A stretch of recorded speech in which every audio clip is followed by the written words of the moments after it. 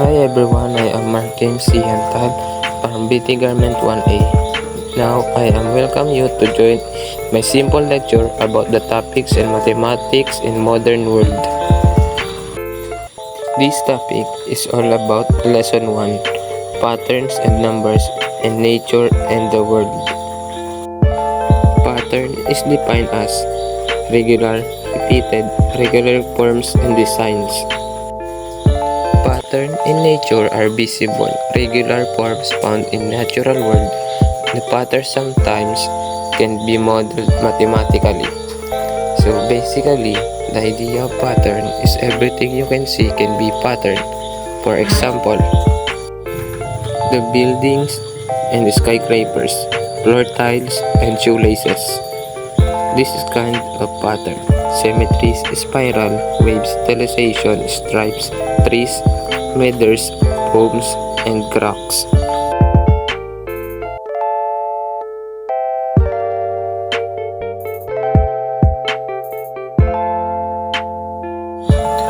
Pattern can identify generalization, relationship, predictions, and finding logical connections. Number 1 example. Which of the figure can be used to continue the given series below? From left to right, the other rotates each column for 45 degrees clockwise. So the answer is letter D. Number 2. What number comes next?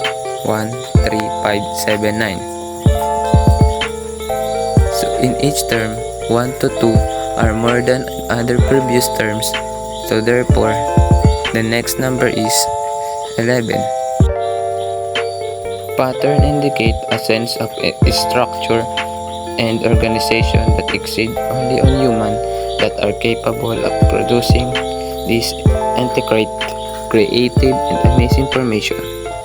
It is from this perspective that some people see intelligence design in the way nature forms. The first pattern that we're going to discuss is about symmetry. Symmetry indicates that you can draw an imaginary line across an object and the resulting parts are mirror image of each other. These are examples of symmetry: butterfly, starfish, Leonardo da Vinci's Vitruvian Man.